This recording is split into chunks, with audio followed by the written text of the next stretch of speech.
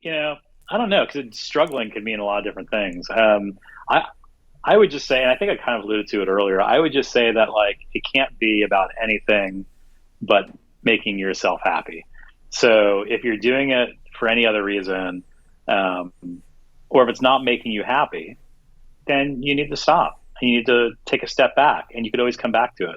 My son's a great example. He was playing, taking drum lessons for like a year and a half, and then one day just didn't want to do it, and we never pressured him. Never said he had to practice. Never even mentioned it.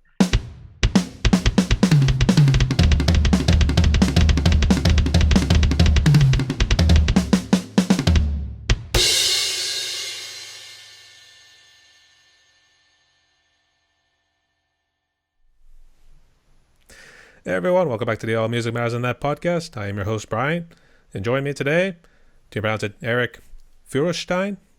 Oh, that's pretty damn good. Wow, do you have some German in you?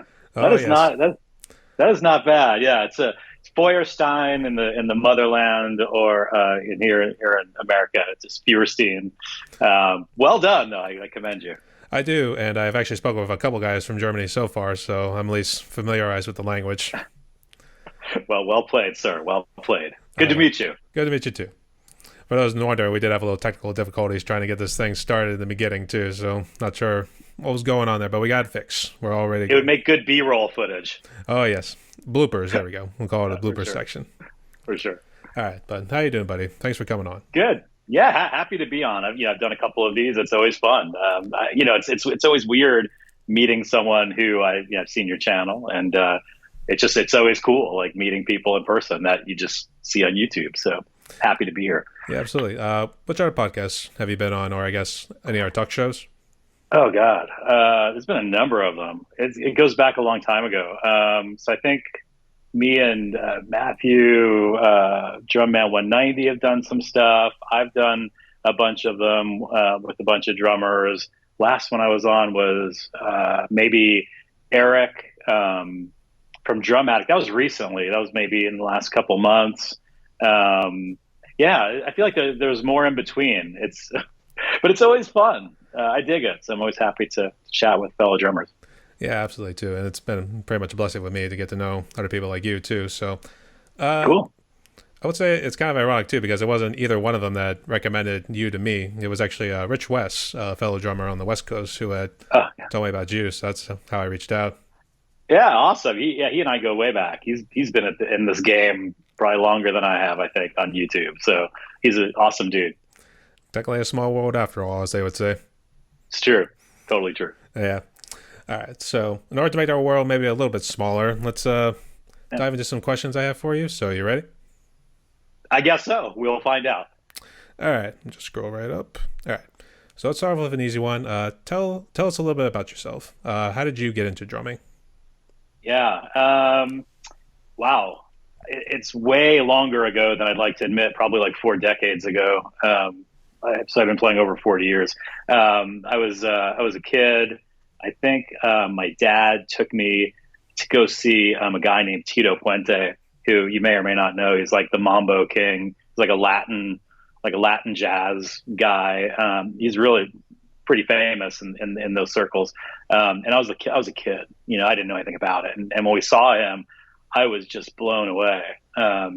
He's like a master on like timbales and stuff. And like, I just didn't know what to make of it. It was just super cool. And that was also the same time that I was really getting into just music, period. So like I probably bought, I think it was like maybe Kiss Alive 2, or it was either Live 1 or Live 2. I can't remember the album, but that changed everything for me because it was like superhero time, but music, right? So when I saw Peter Criss for the first time, that just got me like hell bent on wanting to do something with music.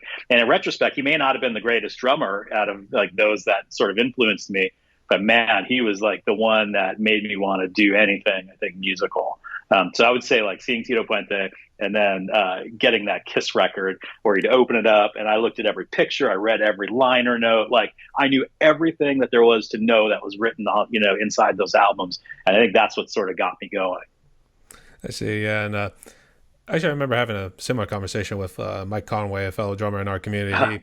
I love him. He had talked about that Kiss album too. So I was thinking, like, man, Oh, Kiss really has like a good amount of influence in our lives too. dude, So you could definitely see they it. Like, do.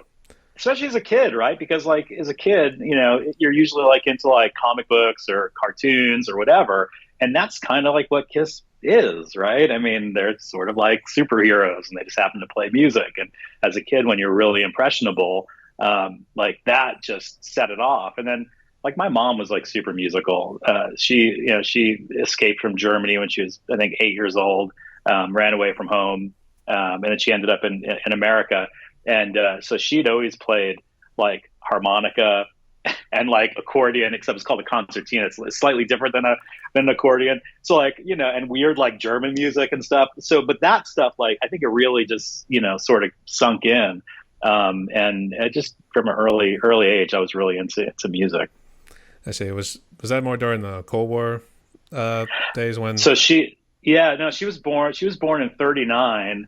And then, so she was like 8 years old. And back then, I think the Berlin Wall it was more like a barbed wire fence. So she tried escaping a number of times, and they would catch her and beat her and send her back, to her family in East Germany. And then finally, one time down the road, she tried again, and the West Germans pulled her through the fence, and she never went back. So it's and then seeing her, she taught herself like how to play like freaking harmonica and accordion. Like, I don't know, like how that happens. Right. So, just as a kid, like I was always into music, and my dad would like, he'd always listen to like the yacht rock kind of stuff. So he was like huge into Doobie Brothers, and now I'm totally into that. And my 12-year-old's totally into that. So like, oh, like the Doobie Brothers stuff and Santana, and just, we were always surrounded by music. So I don't know, like, I just don't think I really had a choice. I think it just kind of, it's all around. It was hereditary in a manner of speaking. Yeah, I think so. I think so. I really do. Although my brother has like no musical aptitude or interest. So, I don't know. Who knows? Younger or older? He's 3 years older. Yeah, he was always kind of the smart one though. Like, he was way more studious. I was never like, I was never really, I don't want to say I wasn't a good student. Like I was, but I wasn't really particularly interested in school. I honestly didn't even think I'd go to college. I was more interested in music. You're young. You're like, I'm going to play music. It's got to be easy. Like I could make a living doing that. It's got to be easy, right? Luckily, No. I got smart, and I went to college, and had a really long, successful career after that. So happy that I ended up not doing what my high school self was telling me to do. But yeah, it's my brother, no musical aptitude, but my mom, myself, and definitely, I think it was on our side of the family. I see. I guess the story is your brother took all the smarts and he left you with just the Yeah, music taste and stuff. totally, totally. Yeah, I mean that's pretty much it. He focused on school, and I focused on hanging out with like, the wrong kind of kid, the wrong kind of crowd, listening to like heavy music and just playing my drums until my hands would bleed. Basically, that was sort of what I did. Well, maybe not bleed, but at least good blisters Yeah, and stuff like that. yeah, good blisters, man. It's good. It's good to to earn your stripes when you're a kid. And that's how you do it. Absolutely. I see your kit back there, so why don't you just walk us through it? Sure. It's unusual because like the one thing I get a lot of comments on my YouTube channel is like a lot of people don't even realize I have an electronic drum kit, because it doesn't look like one. Before I had this, I had other kits, and I had like a Roland kit, which is in the closet somewhere. But yeah, it never felt right. Like I didn't feel like it was cheating per se, but it just never, like the tactile feel of hitting those pads just never. It didn't work, right? So I reached out to a dude named Eric Ham, who's a good friend of mine now. He owns Drum Center, cool guy. And I told him like I want to have like a custom kit made. So he put me in touch with this guy John Muzio, who has a drum company called Muzio Drums, and he took it on sort of as a project. So he made this custom kit for me. It's my specs, my sizes, the dimensions, the hardware, finish, really everything. And he created this for me. So it's one of one, which is pretty cool. So it's got the badges all over. Says made for Eric Feuerstein, serial number one. And then I think what happened was after he made it, he got so geeked out on how it turned out that he said, "Look, I'm just going to do like a really small production run of these because it's super cool." So he dubbed it the MX Muzio MX kits or MX Maple kits. So he made a few of them. Inside's got all the internal triggers. They work really, really well, sort of around the perimeter of the shells versus in the middle. So there's really no hot spotting. But then just recently, I got rid of all the symbols, and then kind of like I did with Muzio, I struck up a friendship with Todd Field over at Field Electronic Percussion. Just a cool guy, like wicked smart, and so he makes amazing electronic cymbals that most people again look at these and they're like, what? Like, why? How are those electronic? Because they're just they're typical, really high quality brass cymbals, and they've got the electronics buried inside, sort of sandwiched between that and like a layer of like aircraft.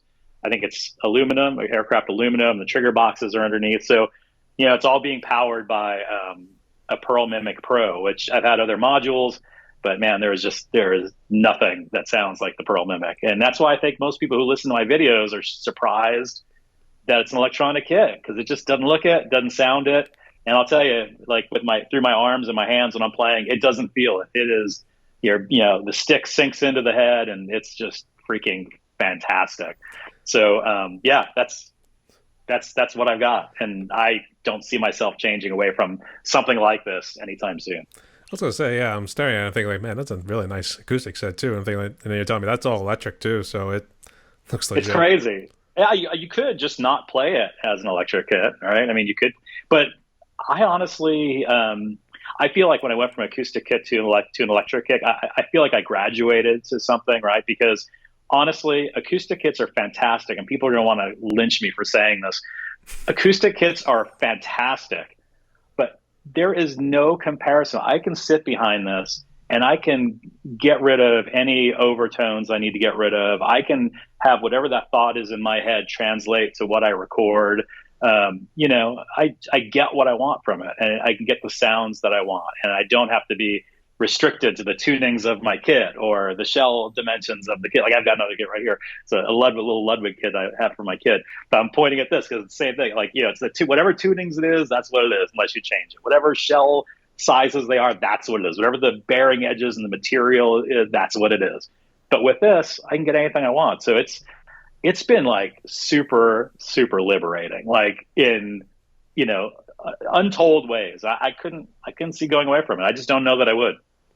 I can see why too. Yeah, and you're right too. That's the big pros that come with the electric kits too. You don't have to worry about the tuning. You can just select whatever you want to. You don't have to and that's sort of where it's like down tuned. So you have to like make it softer for a jazz piece or something. You just click and play. There you go. It's amazing. And I want to, like, I'm a dad, like I've got, two kids, and I've got a wife, and I've got a busy life, and, work takes up, a good amount of my time. So I don't want to screw around, man. Like I want to come down here and I want to play. I want the sound right. I want to be able to shoot my videos and record my stuff and get in and out. Like I don't want to spend a ton of time doing things that aren't productive or aren't letting me play. Right. And that's what comes with an acoustic kit. There's like, sort of care and feeding that comes with having an acoustic kit. And I just don't have time for that. So it's been fantastic, man. Like I dig it. I could see why too. I'm noticing two things on the floor there. The first is the floor tom. What sort of house is that? Is that like the Addams Family house, or is that like something? On the kick? Yeah. Yeah. So there's this company called Greasy Groove, which is really cool. I think they're like in freaking Newfoundland or something. Like they're out in the middle of nowhere, and they do really cool custom drum heads, of any sort. So this is just like a cool design. I thought, I really dug it. Kind of reminds me of like the Flatiron Building in New York, except like everything just being demolished around it. So, I thought it was cool. It was better than like the stock head that was on there. I'm probably going to order a few more just so I can swap them out, have different looks. It's just a fun way to dress up the kit, man. And they have like literally thousands and thousands of designs. So you could get lost down that rabbit hole for days. So I don't recommend doing that unless you got like an hour to kill where, you can look through everything that they've got. I see. And the other one looks like you got two of them. Those cymbal records. It looks like something. Something out of On the Logic Pro or kit? something. Yeah. No, but no, behind the kit, like the little silver Oh, platinums over back. there. Sorry. Yeah. So I'm also a bit of a collector of stuff. Um, so in my former life, well, first of all, I've been in tech a long time, like a lot of big tech companies. And one of the companies I was with, I did a lot of work with people in the entertainment industry and stuff. So I've got a lot of really cool stuff that I've collected over the years. But which one is it? I guess it'd be over on this side. It's actually a platinum record for AC/DC Back in Black that was issued to Tower Records. Do you remember Tower Records back in the day when that was a gigantic record chain here in America? It was a gigantic chain. It sounds familiar. I think my dad might brought up it sometimes, but it's not coming to me Yeah. right now. But go ahead and talk about it. So super cool. I mean, like literally legitimate platinum record from the '80s for Back in Black issued to Tower Records, and that is just something that I thought was so cool that like it'll never leave my possession. Iconic record, and it shows its age when you're looking at it. It's like you could tell it's from the '80s. It's pretty old looking. It even has a platinum cassette inside. So as the cassette and the actual record. The other one's Tool Lateralis, and I have a bunch of stuff I need to put up still. I just don't know where to put it. So yeah, those are just two cool things I did. So many things, so little time. That's the problem, man. Yeah, I know. I thought when I built out the music studio down here in the whole basement area, I thought I'd have this stuff up on the wall. It's been 2 years and still haven't gotten everything up yet. So someday. I see. What do you love most about drumming? Ooh, I think I love and hate the exact same thing. Is that fair? Like, so I love and hate the same thing about drumming. First of all, I suck at golf, but it reminds me of golf because Golf. you can suck at golf, and you can go to the driving range or whatever, hit 1,000 balls back to back. I was just doing this in Austin, Texas, at Top Golf, so I know. Hit 1,000 balls back to back, and just when you hit that one, like you hit one that's like really good, that's enough to make you want to come back and do it again, right? And drumming is kind of the same. Like I've been playing over 40 years and I feel like I'm pretty damn good at this point. I can sit behind this kit and there can be days where I can think I've never played a day in my life and I have to get up and walk away.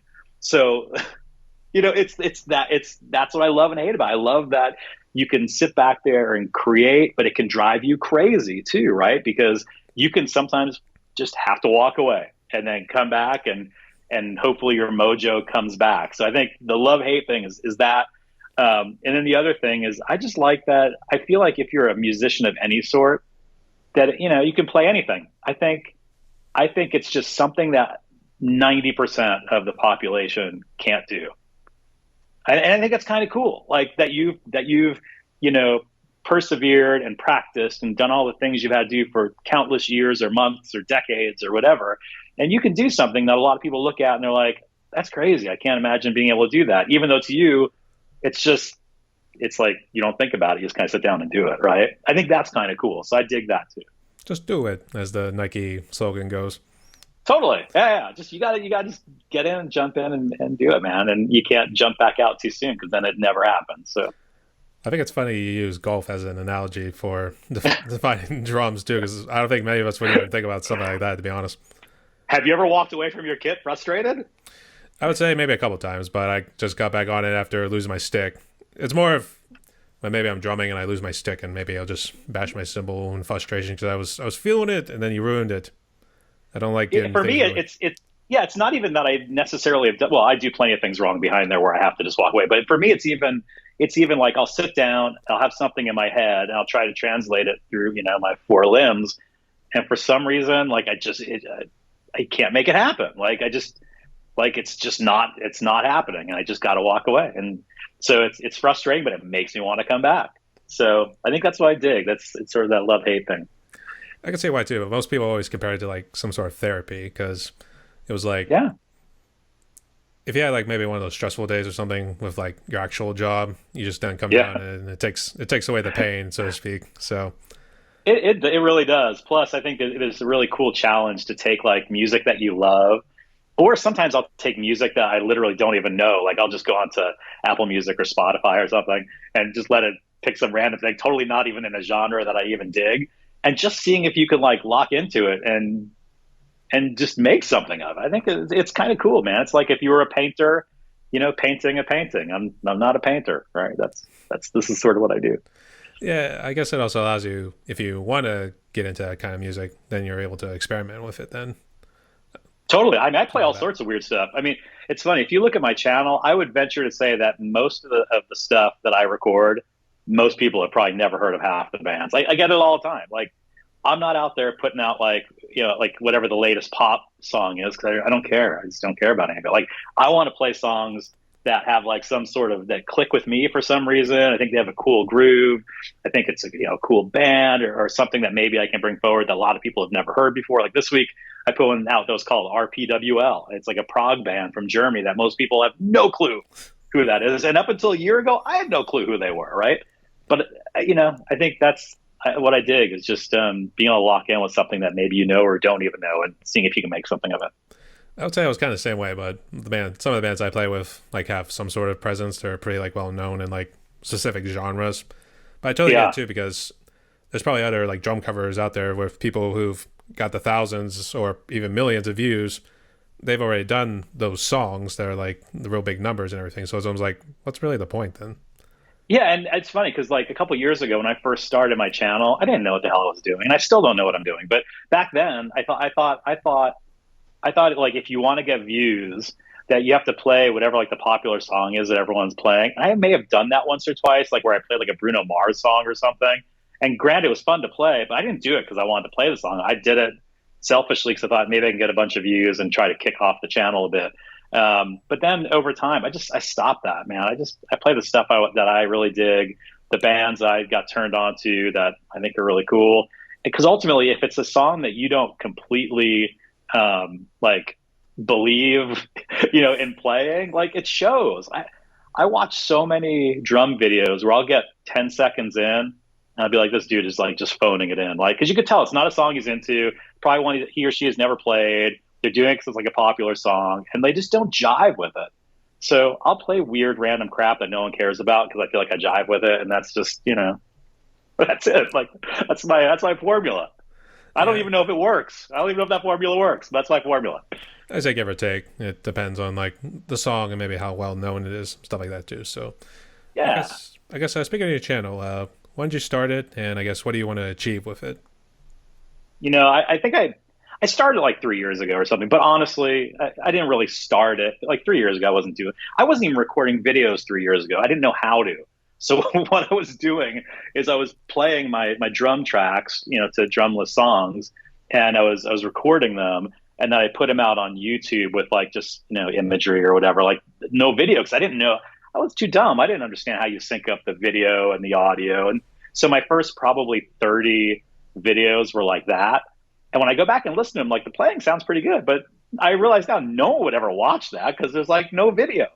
So I didn't really start it until I think when I got this kit a couple years ago, like maybe 2 years ago, is when I got a little more serious about it. And I started trying to put out like a video a week or two videos a week, and then I was pretty good about it for a while. But honestly, life is more important than this. This is not my job. This is not my family. So I'm lucky if I put one out a week or 2 weeks. And as far as what I want to get out of it, there's not. What can I get out of it? I'm not going to ever make a dime off of it because I can't monetize it because it's all copyrighted material. But that's not why. That's not why I did it. I think honestly the reason I did it, and it's going to sound kind of morbid, but like a couple years ago I was looking at like photo albums of like family pictures, and like my dad passed away quite a long time ago. I was just getting out of college, so I don't know, 20 years ago, whatever, 20 something years ago. And I thought like, I don't remember what his voice sounded like, cause as time passes, you start forgetting stuff and it makes you sick to think that like, you wouldn't remember someone's voice. And then, just trying to remember, like, what did he look like? Like, what were his mannerisms like? Those sorts of things. I don't have anything other than photographs really to show that.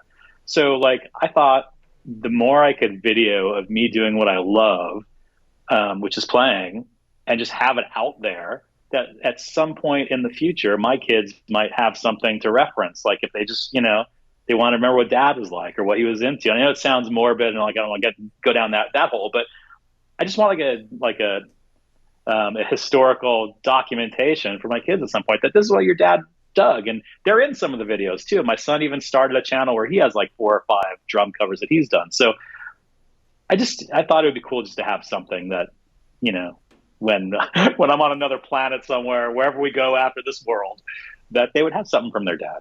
So that's all I ever. I think it's all I ever really wanted out of this. I see, yeah. And I know other drummers in our community too. They've kind of incorporated their kids too. I know Bruce and Throwback Drummer.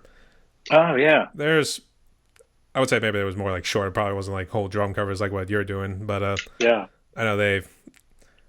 I think for Throwback Drummer, I think his daughter was doing a cowbell section or something like that. That's awesome. He might correct me Yeah, wrong. He might put a comment down here, but shout out to Chris, Throwback Drummer.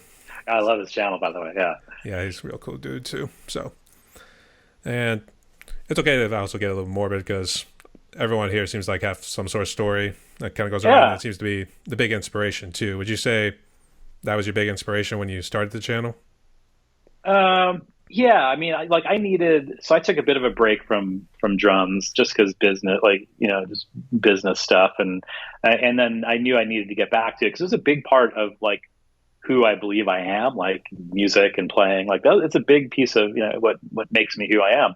So getting back to it, I just needed an outlet because I couldn't really get in a band, I don't think, and go out and tour or play out or those sorts of things. Cause like I've got a life, right? And business is business, and that's what pays for all this beautiful stuff. So like I need some way to be able to create and do something and have more than just me hear it, right? So I can get positive and negative feedback.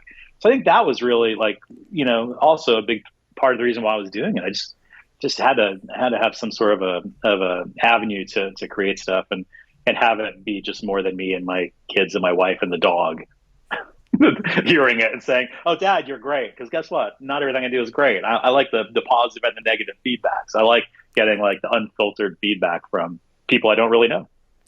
It's all good for the feedback because it kind of helps like improve your style. So it's like, okay, maybe I'm doing something wrong, and then if they say something like Yeah, that, then that's something you take. But then you run into the trolls, as many of us have run into too. Is that I how it get happened with weird you too? ones. I get weird ones. I don't know if I've had people trolling me, but like I always get like all these weird, like I don't know, like weird comments that are generally from people from other countries, but then they always have like weird links in them that lead to like porn sites and stuff. So, so I don't know, like why? What do I bring that out in people? I have no idea what the if that's me or if it's them.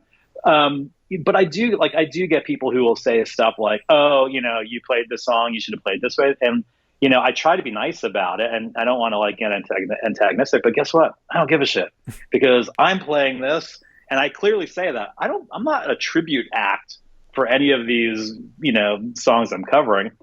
I'm playing it the way I want to play it. I don't give a shit how they played it. Like I'm doing it how I want to play it, how I'm feeling it at the moment. And guess what? If you like it, that's cool. If you don't, that's cool. I don't really care. So I'm not trying to play things note for note. I could barely even read music if you asked me to, and I'm okay with that. So yeah, the trolls don't really bother me. I mean, I think our community is really amazing. I think what I like less than the trolls though, and this is sort of the opposite end, I don't like when I post a video or when anyone posts a video where people like just are like glad handing you and say, "Oh my God, it's the greatest thing ever. It's so good. It's so good." Cause like I like real feedback. Like I know where I've screwed up and I know when things aren't in time and I know when listening back, like it wasn't as I intended it. But I see too often where covers will get like all this positive praise and recognition. And I'm not a believer in like the participation trophies and, you know, those sorts of things. Like I think you either do it and you do it the best you can, you own it for whatever it is. But when people are like giving you a false sense of how great you are, how great it was, like that's the thing I think drives me more crazy than the trolls. I see it all the time, and especially with young drummers. I think a lot of young drummers get a false sense of like their skill set. That's why I think YouTube can be dangerous for that. I think it can overly inflate your idea of how good you might be, especially young drummers, because I think it's just I think it's a novelty. Where if you're like a 10-year-old drummer or something, people think, "Oh, it's so cool. It's a 10-year-old kid playing drums." Like they pump up everything. Does give them constructive feedback. right? Tell them, hey, you ever think about practicing X, Y, or Z, or maybe practicing, to a click or whatever? Like, just being really nice and supportive about it, but giving them things to think about. So I think that's almost worse than trolls. It's like the opposite end of the spectrum. Is it more of like the comments you get from our community? It's like, hey, that was a killer cover, man. Nice job and stuff like that.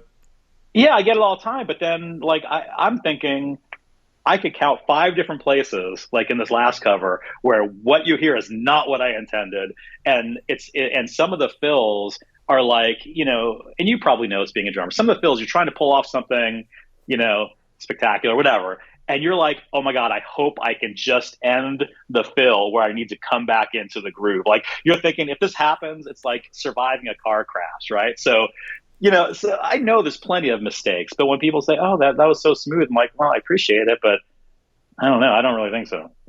So I think I'm my own worst critic. So Yeah. I always think it's nice, but you at least know they're real it people is. too. So I mean, you can't really say it's all that bad, but No, it is, and they're all friends and stuff, which is great. But I would love to learn. I mean, there's a lot of drummers out there that are way more skilled than I am. I'd love to learn from other people. I would love for them to say, "Hey, you ever think about trying X, Y, or Z?" Or I love that kind of feedback, and YouTube is just not the place that you end up getting that. It's either I think you suck or I think that was really really great. There's like nothing in between.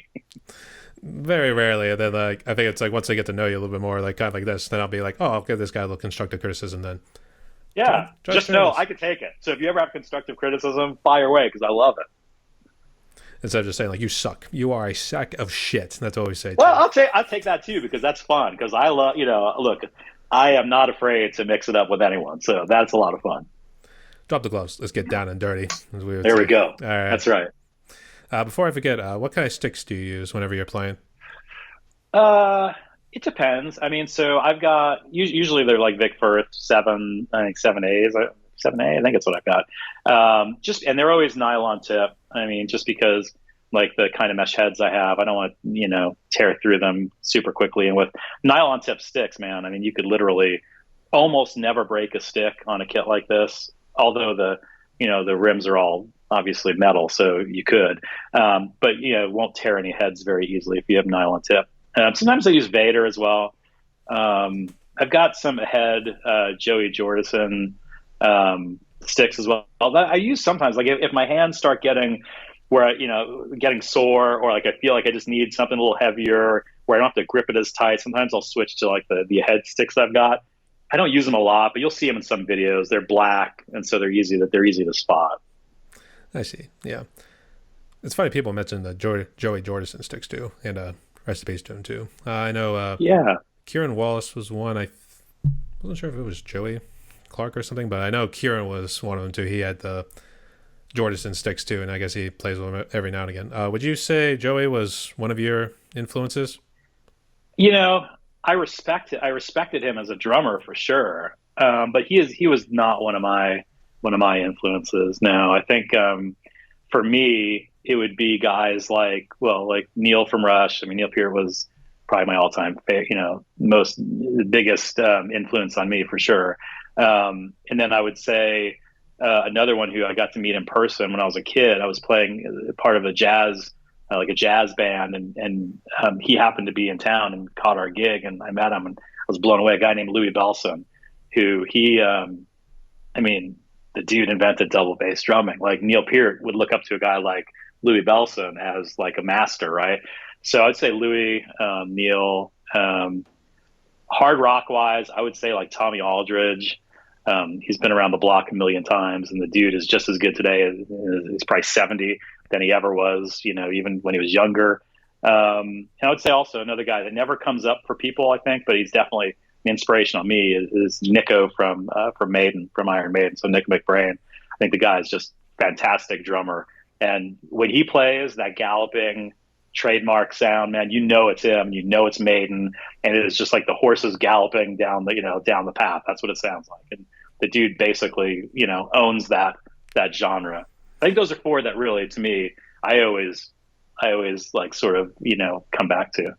It's always funny with the drummers because it seems like a lot of the old timers, like back then, I know they said Buddy Rich was another one. He was doing the blast beat Yeah. before they even called it a thing or even started doing it a lot more in metal. So, Yeah. and then it's funny too. It's like you got these old timers who already invented what the metal drummers were doing, and then you give more of the credit to like Dave Lombardo or Pete Sandoval because they Yeah, started doing it a lot more. No disrespect or anything like that. Just saying yeah, like yeah, totally. you don't really give due credit for No, the old I, timers I really.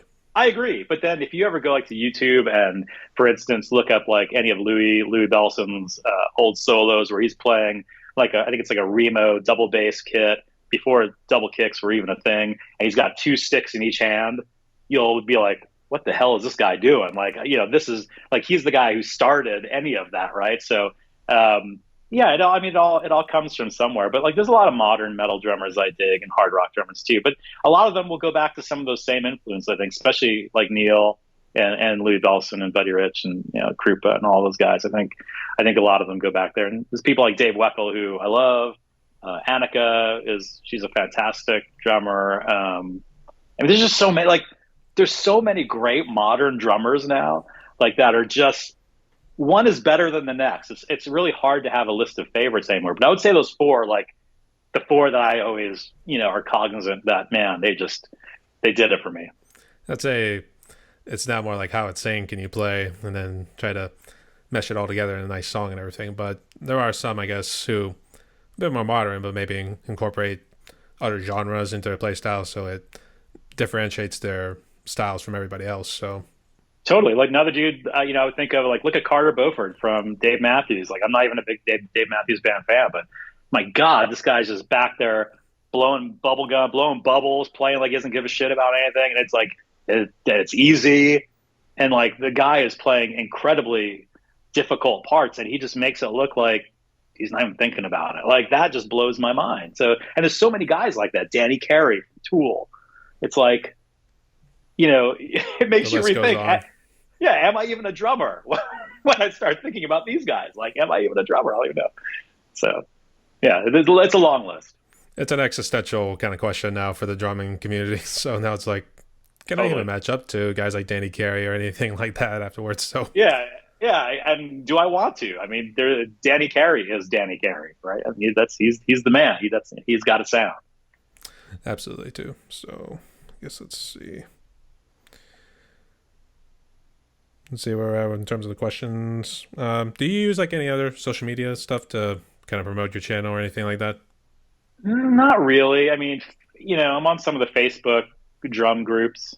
Um, that's about it. Like I said, it's not like look, when I first started, I thought I was going to be happy if I ever got like 100 subscribers. I never really had any, I never had any, dreams about what it was going to be or not be. So I don't do a lot to promote it. I just, I put my videos out and then I'm on, like I said, the Facebook drum groups.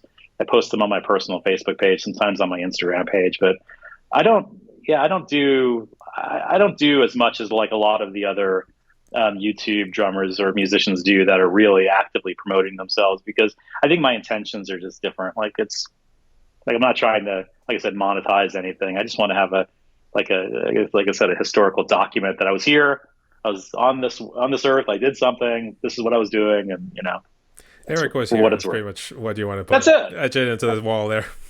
That's really it, man. I'm not trying to get a lot out of it. I mean, I remember when I first got to 100 subscribers, and I thought, oh my God, if I ever want to grow this thing big, it's going to take forever. So what I did is I turned off the counter because I didn't want to know. Like I didn't want to know where I was, and I didn't want to look at every one of my videos where it said like how many subs I had. Because then you get too wrapped around that. Like you just and that's not what it's about, man. I just want to play, and I just want to do the best I can. I don't want to worry about like where I'm at today. Did I lose someone? Did I get someone?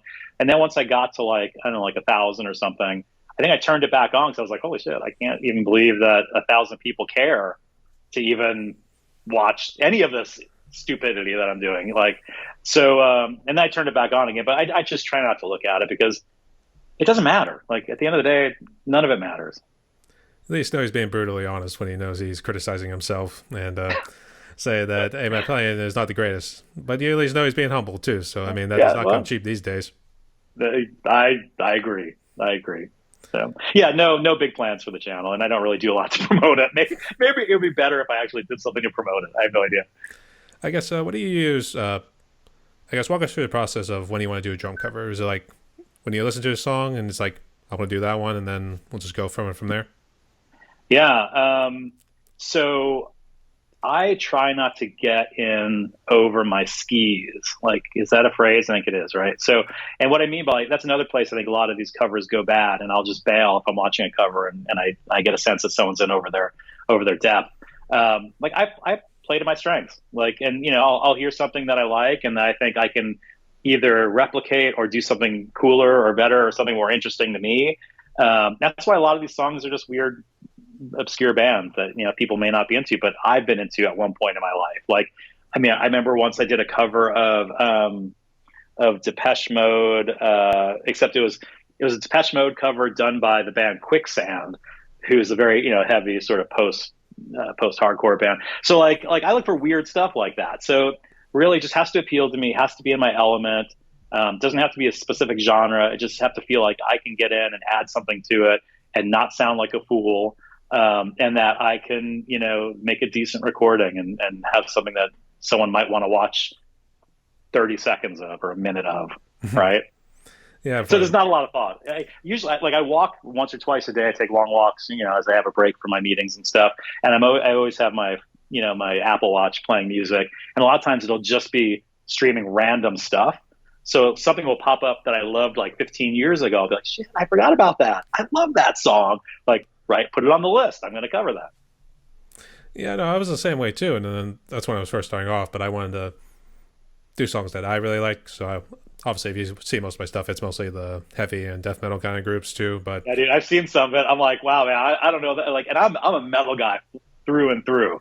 But some of the stuff that you play, I'm like, I don't know that I could do that. Like, I don't know that I even have the capabilities. I think I saw some stuff where it's kind of blast beaty kind of stuff that you were doing. I don't even remember the name of the band, but it was pretty fast. And I was like, shit, I don't know that I can do that. Like, I don't know that my arms even know how to do that.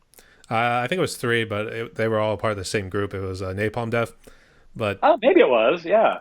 I would say for those ones, I was just listening to it and be like, man, I really dig these songs. And you know what? I just said, let's just do it and just see where it goes. And of course, yeah, obviously you get some of the bad feedback too, or somebody gives you the thumbs down and it's almost like, seriously, can you do it any better than that? I mean, seriously. Dude, at the end of the day, like I said, as long as you're true to yourself, as long as you're playing the stuff you want to play, you just, that's what you do, man. That's all that matters. Because again, all of the YouTube stuff, it's impermanent. None of it matters. Like, the only thing really permanent that comes out of all of this is that we've made some friends that hopefully we stay in touch with, which is real. That's real. None of the rest of the YouTube stuff is real. It's all smoke and mirrors. I don't know. Like, I don't want to be a downer, but that's the reality. So it doesn't matter what people say. As long as you have the balls to sit behind your kit, learn something, play it the way you wanted to play it, and you documented it, and that's it, man. That's it. And then just be happy. Just be happy, people. Seriously. It's not that bad. I agree. I mean, these are one of the few things where it's like free. You could just subscribe. You don't have to worry about doing a monthly subscription like Netflix or Spotify or all that stuff too. I mean, what are you bitching about, really? So Totally. And it takes a lot of time and effort. Like, people don't realize that when you sit behind the kit and you play a 4-minute song, okay, it's 4 minutes, but you also practice that probably a few days leading up to it. You probably screwed up 50 different takes of it. And so you got one that you actually felt decent about. And then you have to go and sit and, edit it. And it takes time. So there's, it's like a labor of love. It's like no one's getting rich off of doing this, or very few people are. You're doing it because you love it and you want to do it. And it's like the process that you enjoy. And, that's the stuff I dig about it. And I like I said, I dig the camaraderie and the friendship and stuff. But I just also, and I temper it with the fact I realize it's all sort of impermanent and doesn't really affect my life one way or another. Yes, you too. But it's especially true with the MIDI, because is that what you use too? I'm very low tech. Like, I'm a tech guy, and that's what I do for my, my livelihood is, I'm in tech. But everyone always says, like, oh my God, dude, like, your videos sound amazing. Like, the sound is always really good. Like, what? And I feel like an idiot, because I know they're taking a lot of time, like, mixing their videos, and they're using like a DAW and like all this stuff. And like, I don't do any of that. Like, I sit behind the kit. I have my Pearl Mimic Pro module. I make sure that like the instruments sound good in my ears, that the volume of my drumming is where it should be with the volume of the backing track, and I play it. and what I played is what you hear, which is what you get on the video. I don't monkey around with anything. So when people say, how do you get like your sound to be so good? I'm like, I don't like just don't do the cardinal sins. Don't think your drumming is more important than the song, because guess what? It's not. So if your drumming is too present, or it's too forward in the mix, or too hot in the mix, no one wants to hear that.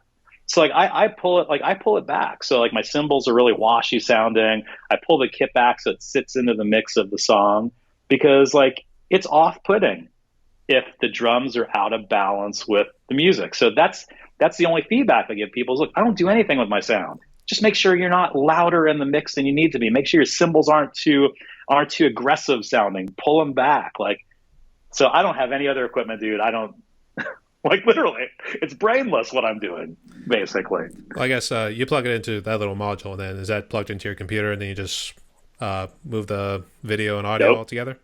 Nope, doesn't even plug into my computer. My computer is never even in this room. So the Mimic Pro is just like if you had a Roland module or whatever module you might use in an electronic kit. I have a USB thumb drive plugged into it, so I'm recording my audio live as I'm playing onto the USB stick, and I've got the master backing track that I'm playing to also loaded in there, and it's just recording them into one track. So literally, I'm not like EQing anything. Like, dude, it's embarrassing. I'm not doing anything to make it sound like that. I'm just making sure that my drums, I'm not trying to make my drums sound like the most important thing there, because the drums don't mean anything. It's how does the song sound? How do you sound in the song? Well, you want to have it like as close as you can, because that's the way I kind of roll with it too. It's like you want to have it close to it, but you're able to distinguish like, hey, that's his drumming. Then you got the actual drummers back in the background there. So, well, all my tracks, there is no drummer, because I strip out the drumming on all the tracks that I play. Oh, you do the drummers tracks. Yeah, I create them. I make them. Yeah, I use Moises, which is one software app, and then the other one I use is Extract Stems sometimes. So yeah, there's no drumming on any of these tracks. It's all taken out. So everything you hear is me. But the rule of thumb for me is like, I make sure my drumming sits in the song, and then when I think it sounds good, I back it off even a tiny bit more so that it's not too present. The drum should not be in your face. This is not like the Lars and James Hetfield show on Metallica, where all you hear is like Lars's, drums. You don't hear a bass. Like it's not sitting in the music correctly. Like I want to sit in the song so it sounds like one cohesive piece, and it was supposed to be that way. So that's the only thing I do. I don't have a digital audio workstation. Don't have any special effects. I don't EQ anything. Just make sure like the levels seem decent to me. That's it. Well, what'd you say you used to bring it all together? So no, the Pro Mimic Pro, it has the actual backing track loaded. So I just hit play. I start playing to it. It's recording it together, and it spits it out as one track. My live playing over the recorded backing track. I'm sorry. I'm just so used to using my computer to do everything too. I know all you guys feel like I feel like you guys all do all this work and all these steps, and I'm like, should I do all that work? Like, should I do all this stuff? Maybe I'm missing out on something. But then I keep getting feedback. Like every video, people are like, the sound on your videos is like better than anyone on YouTube. I'm like, wow, that's high praise, because I'm not really doing anything. So yeah, I know. There you go.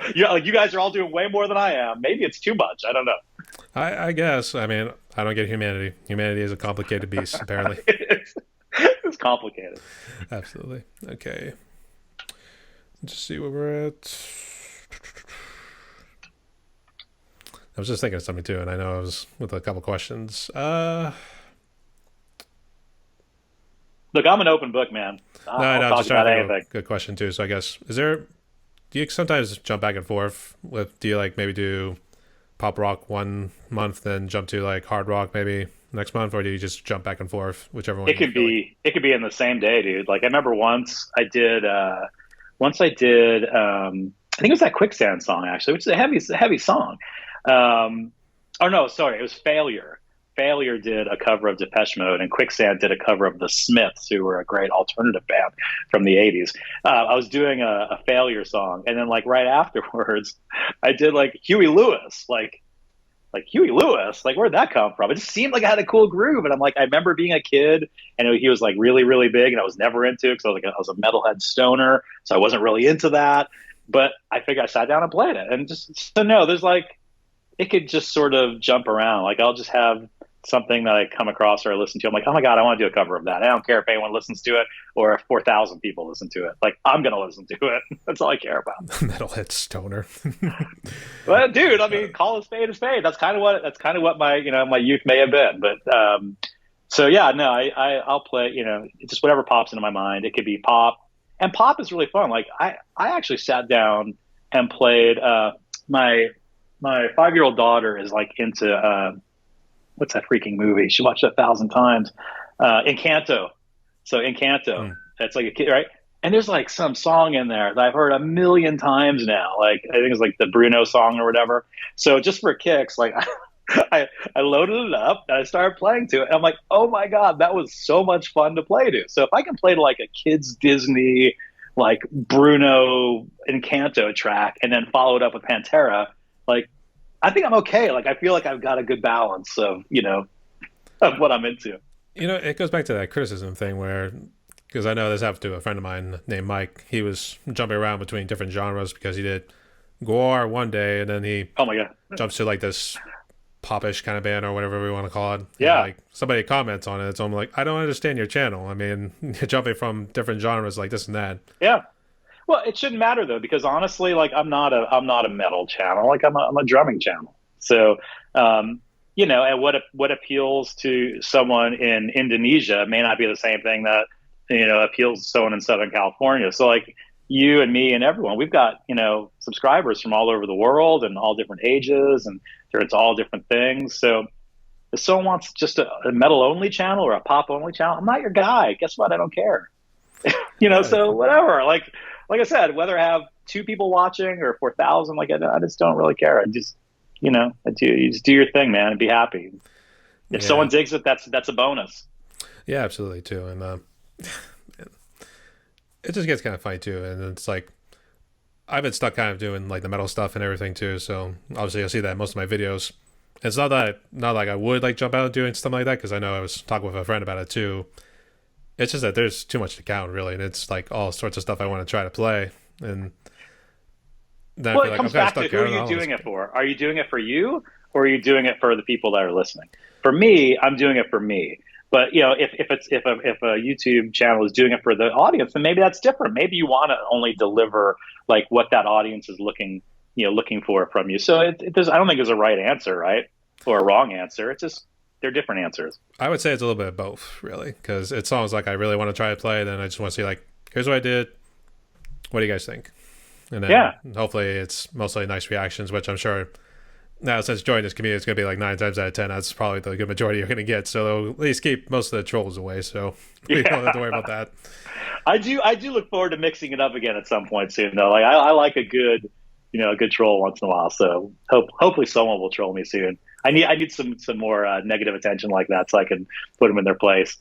Yeah, let's just hope he doesn't crawl out of Moria or something like that. That's great. That's what I always say. I like say it's like the cave troll of Moria. That's what I call him now. Yeah, So yeah. all right. That's so funny.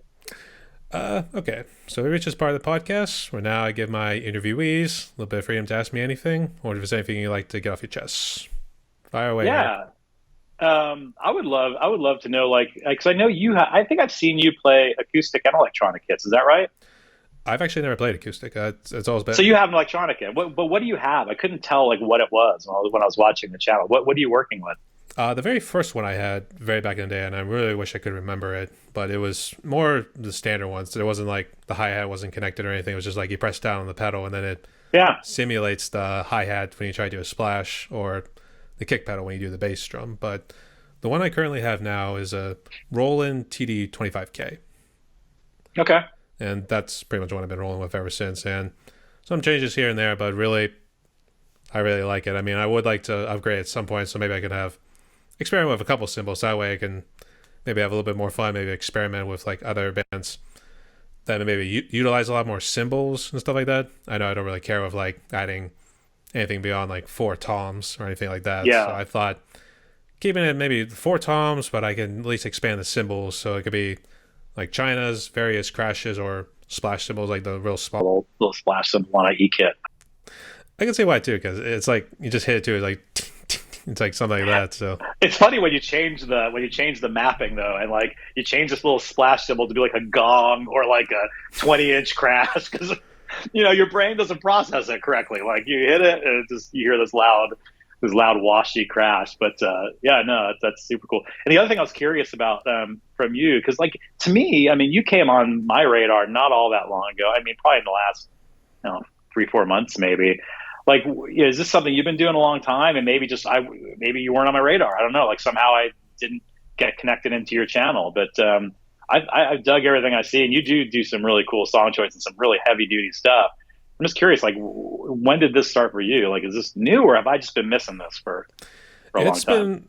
been, when I was checking out the videos, it said some of the oldest videos been like a year old. So it's been, I'd say a little over a year because obviously that was during the pandemic and everything. And Yeah, I forgot to ask you that. So we'll get back to that in just a second. But uh, when the pandemic hit, it really just started off kind of as a hobby. So back then I was like, okay, I'll just do drum covers and see where it goes. Obviously, started off okay because you get subscribers from some friends and family who sure. want to show you the support. They say, we got your back and stuff like that. Then they don't really post anything afterwards. It's just kind of like, hey, we're just there for you. Yeah, yeah. We're a number. Here's my free subscription. There you go. Yeah. Take it or leave it.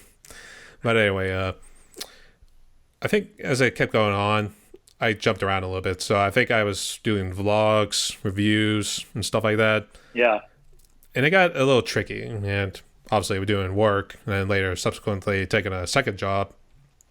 It became a little hard. And I've yeah. been meaning to actually do a podcast.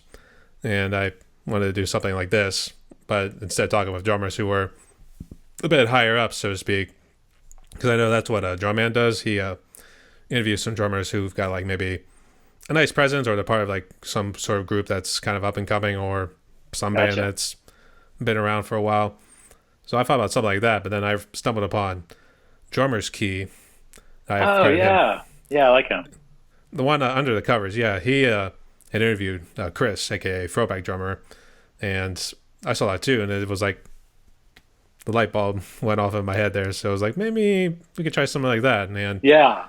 sure enough, I got a friend who plays in Nashville. He's part of a nice group. He does session musician work, but I think he also performs in a couple of bands. Okay. And I was able to get him. And that was my very first interview I ever did via Skype here. And then eventually I reached out to like a drum teacher in and around the place where I'm at, which I'm in Pittsburgh, and I guess Oh, you're in cool. Chicago. Yeah, Pittsburgh's a cool town, by the way. Oh, yeah. Absolutely killer, too. I It's don't a think nice people little bubble. people don't know that. It's like a secret. People don't really realize that Pittsburgh is a cool town. It is. Outside of like the winters, because obviously it sucks with like the snow and maybe the occasional flood when a lot of rain comes through. Yeah, It's a lot better than like trying to say living out in California or something like that. So it's almost like, yeah, yeah. I mean, we got You got good affordable Primanti housing. Brothers. We got that too, but I mean, it's a nice bubble, as I like to say. It's Yeah, like not a whole lot of bad shit happens here too. yeah, So it's yeah. almost like, why would you want to go to like any of those other states? Just come here and have fun. Totally. Yeah, no, no. Yeah, I was glad when you came on my radar a few months ago because I like finding like new drummers that that I haven't really seen, and it just becomes hard because like I subscribe to so many channels, yours included, and like I feel like I don't always get a lot of the time that I'd like to see everyone's like latest greatest videos. So I'm behind a lot. So sometimes I'll be seeing stuff that people did like a month or two ago, but just know that like I always try to support anyone and everyone. I just may not be like fast to the draw. It may not be your newest video. It may be something from like 2 months ago or something. But yeah, I think the community is everything, and I love that we got connected. That's awesome. Well, it's funny you mentioned that too, because I know when I maybe first subscribed, because I know they say like try to get out there and like try to interact with some of these other drummers on YouTube or anything like that. I have to admit, when I'm checking out some of the videos and it's a song I know, I'll click on that, but it's like maybe a few months old or something like that. I'm thinking like, Yeah, oh, dude, that was so killer, man. Stuff like that.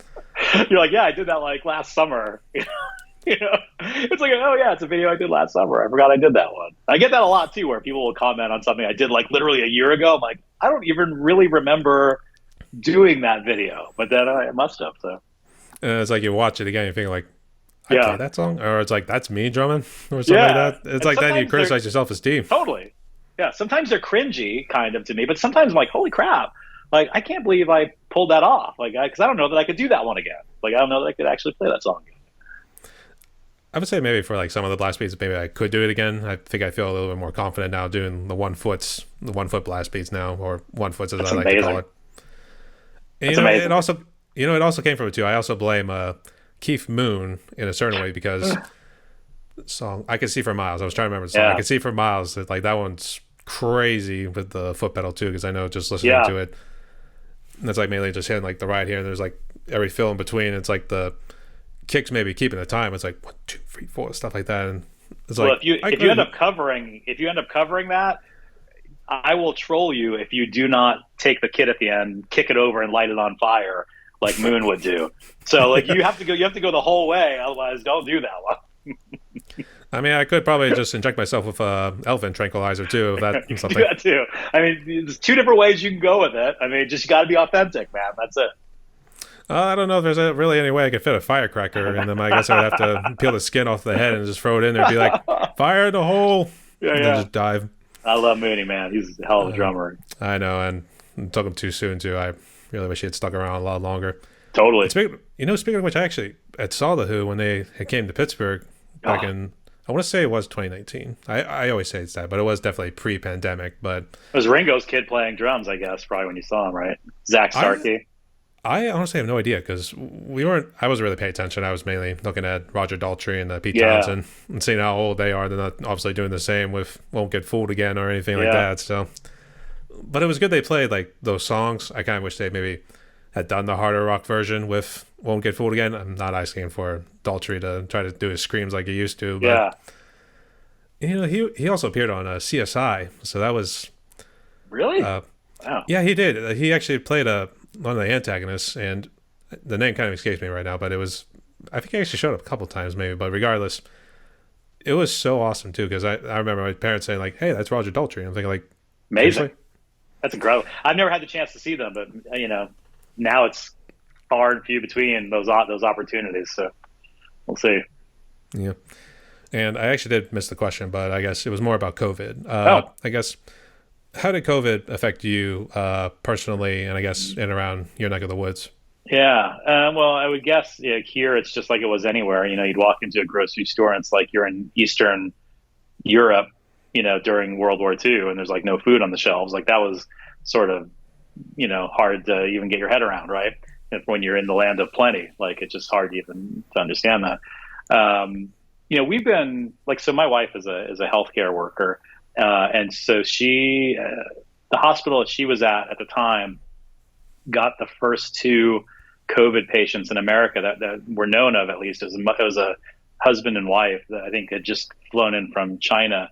And it was scary shit, because we didn't know anything. Right. And she would go to work every day, and, it was scary. And it got really bad here, as it did everywhere. We had some family, struggles with that. Like, I mentioned my mom earlier. She died from it. Mm-hmm. And look, it was a mess, dude. And so, the one thing that's come out of it is I sort of understand what I have in common and what I don't have in common with people anymore at this point. Because when I talk with anyone who, who is either anti, vax, or they don't believe in the masks or whatever, like right away, just because I have a personal connection, that my mom, it took my mom, I just I can't relate to that person anymore, because like, now I have something so real and tangible that came from it, that I think like, there's, we're just so divided at this point in the world around people who believe one thing, people who believe another. But it's been tough. I mean, and I can't believe we're even still talking about it 2 years later. It kind of struck me too back then. This could have been like that zombie apocalypse kind of contagion that could have gone around too. Dude, you don't think it's possible, but this is like, you would never imagine that would be possible. But this is like, how far off was this? I mean, it crippled the entire world. I mean, it's unbelievable. So yeah, I think it affected us just like anyone. The only difference being, like I said, we had a family member who didn't make it out the other end, and that was rough, man. It was rough. Yeah, and sorry for your loss, dude. But I appreciate it. Yeah. no worries. Hopefully things pick up, and hopefully we get back to normal. I don't think there is a normal anymore. And I think when we talk about the good, like, when your grandparents or parents used to wax nostalgic about the good old days, like I think the good old days are exactly that. Like they're gone. I think what we had even 3 years ago, I don't think that's possible anymore. I don't know. I think that those days are gone, and now we'll have to live in this new reality and whatever that entails. And even back then, we were still miserable pricks. Yeah, too. Totally. I Yeah, what will do you think say, about it too? I mean, yeah, yeah, I will say with the COVID, the whole masking thing, I kind of liked it. If I'm being brutally honest, I kind of liked having a mask on all the time. Kind of liked not dealing closely with people all the time when I didn't want to. I kind of liked going to a store and just being left alone. And I don't know. Maybe it's because I'm antisocial. I have no idea. But I kind of liked that. I liked being behind that mask. I don't know why. It's so weird. I don't know about antisocial. I mean, you've been talking on here for a good while, so I think you got some good social skills too. But the mask was nice. I would go back in a heartbeat if we had to. Just saying. I'll put my hand up. I'll do it. I mean, I've always thought what people would think if I'm bringing like that funky gas mask. I guess whenever it's the toxic fumes or anything like that, be like, Yeah. I think I'm prepared for nuclear warfare or something. Or you go to like, what was it, the 1700s where they had, I think it was 1700s, 1800s where they had the plague mask where it's like a bird beak and like a top hat, like it's like goggles. You need a plague mask. That's what you need. Yeah, too. I guess we could go as far as like the Monty Python moments where just whipping each other on the back and stuff like that. There Dude, we Monty go. Python is a whole nother conversation. We'll do that another time. Oh yeah, absolutely. Maybe we'll do a live stream about that someday. There you go. I guess was there any sort of avenues that COVID kind of opened up whenever it kind of hit there to allow you to like expand into any other projects? Not really, because I've been working the whole time, with my real job. So nothing really changed. The only thing that changed is like I went from traveling a lot to traveling almost not at all. So it let me play more, that's for sure, and let me spend more time with family, which is great.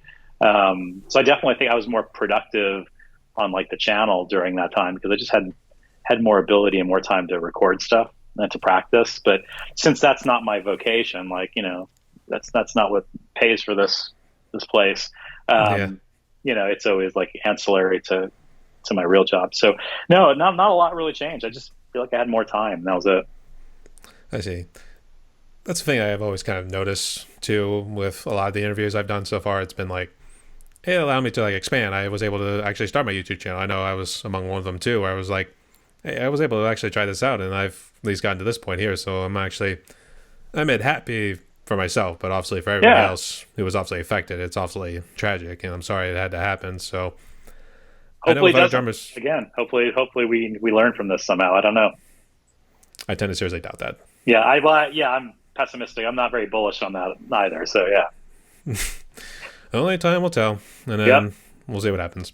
for sure. But what I was getting to was, it seemed like a lot of the drummers in our community, it gave them some sort of blessing in a way, maybe Mm. obviously more personal kind of blessing, since it was able to allow them to expand into these projects and try something out, and ended up finding like, hey, I actually really like doing this too. So maybe not make a career out of it or anything, but at least keeps me happy and keep going with Yeah. my job I'm doing. Yeah, I think the blessing for me is I just got to be, with my family more.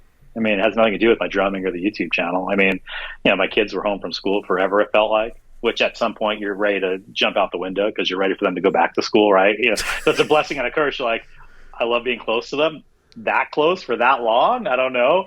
But But no, can you go it's, out and play on the street for a little bit so we could at least have can you some go moment? outside? Yeah, go outside, do something. So no, I think that was good. That was like the only thing it opened up. I think it's just like I wasn't traveling as much, and I could be present, man. For a long time, I wasn't, because work is, unfortunately, work is work.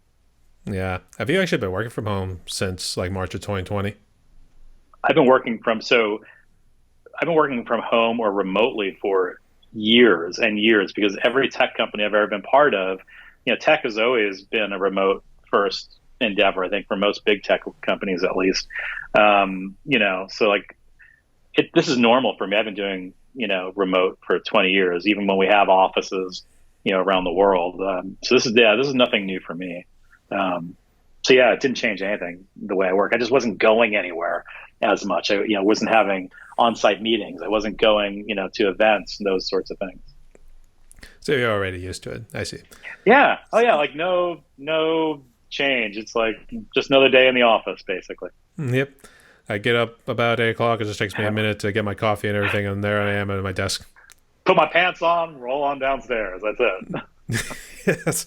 I mean, it's always casual Wednesday or whatever It casual is. day we want to call it. It really is. That's the beauty of it. Absolutely, too. And it's funny too because I had actually worked in the office pre-pandemic. It was all 5 days a week, that sort of thing. And then, literally March of 2020, that's when I started working from home. And we're thinking at first, okay, maybe a couple of weeks, couple months. Ended up being over 2 years now. So it's Yeah. almost like I don't really say I need to go back in the office now. I'm actually really liking this too. Most people feel that way, I think. And, that's going to be a consequence too. And it's like as good as it is work from home and having a nice work-life balance. Now it's just kind of adds a little strain to Yep. the businesses. So it'll be interesting to see what's going to happen now in the next couple of years. I think this is the new norm. I mean, remote work and sort of flexible work. I don't see that changing. I just don't think it's possible. Unless you're like in manufacturing or something where you have to be on site, like to physically build something or do something. I don't see it happening. I know, there are some positions even within the banking industry where you have to have some Mm. people in the office since they got to Yep. process documents and stuff like that Right. for government regulations and stuff like that or whatever it is that they're doing. So you can at least see maybe some jobs, but not full capacity like it used to be pre-pandemic. So that's what I'm saying. Yeah. It's going to be interesting. We shall see. I'll still be rolling downstairs, putting my pants on, getting behind my desk, just like I always do. So nothing will change here. But Yep. So blessed be to yeah, Eric Feuerstein. that's it. All right. Did you have any other questions or anything else you want to get off your chest before we jump to No, the last one? no, man, not really. No. I think we covered a ton of ground. It's funny. Like nobody ever asked me like how my musical journey kind of ended up here. So Well, I'm always kind of waiting for that one. if I was interviewing you, I completely would. How did it? Hey, How did it? Tell me. I know that you didn't start as a drummer, from what I remember hearing. no, actually, and the story is it always started off as strings back in third grade. And I did that all throughout middle school, high school, and then it stopped after college, and then eventually got into drumming thanks to Rock Band. Oh The video yeah, game I I was forgot about playing. that. Yeah. And well, actually, what I meant for the musical journey was it just started off with like a couple of bands with like, and I've actually did a video on it. It was Three Doors Down, Vertical Horizon. I only say Metallica, but that was only because it was on the radio station for like an hour, so to speak. Yeah. And then, fuck, what was the other ones? I know I kind of listed that down and kind of escaping me. Oh, Bush, Oh, I that remember that. They were good. the punk group from Britain. That was actually one of the groups. One of the loudest concerts I ever saw, by the way. I saw Bush in their heyday, and Yeah. the band No Doubt opened for them. So it was before like they were married, I guess, at the time, right? They weren't married Oh, yet, but yeah. Bush was a surprise of a concert. I was very surprised at how good they were and how loud it was. This is like back in the day when they were the thing. They were amazing. It's funny too because their lyrics are just like completely random too. But yeah, it's the music that draws you in. It's just Yeah, like so kick ass. So amazing. and that 16 Stone, that their first album, it just never gets old. There's so many hits on it too, and it's like Yep. everything else just dwarfs in comparison to what that album did alone. So Yeah, and that's what they were touring. That was the cycle they were touring for, was for 16 Stone. It was just freaking amazing. well, the other name's kind of escaping, but it's at least those four. Really, it was just kind of that for a few years, and then a friend of mine, when I got to middle school, he introduced me into the alternative music, Hmm. the alternative metal and kind of stuff like that, or alternative rock, whatever. That's what got me into like the screamo stuff too. And then I got into the death metal completely by accident. It was just an album I clicked one day, and please don't look at me funny, but it was Dying Fetus. That was No, actually. yeah, I've heard of the band. Yeah. Have you? I don't know. When I went to college, people just looked at me funny when I told them the bands I'm listening to. So it was like, is this guy for real? It's that kind of look too. It's like, what? You judging me? Yeah, you don't look like that. You don't look like that sort of guy. Is that what it is? I think in a way, yeah. It seemed like that, or it's like, dude, why do you listen to that stuff or anything like Yeah. that? And it's like, dude, it kicks ass, and like I love it. It Yeah. gets the blood pumping, man, and it's like something get the workout going and everything too. So I don't feel like Totally. you go ahead and listen to your Lil Nas or whatever it is you're listening to. I'm That's totally hilarious. fine here. Put on some dying fetus. Nothing to calm the nerves like some dying fetus. Well, now I think you're gonna get something with the pro lifers coming at you now or something like that. So Totally. I'm sure something exists like that out there. I wouldn't put it past me. I could see why, but regardless, I accidentally stumbled upon that group, and then after that, it just developed into all the death metal acts and everything.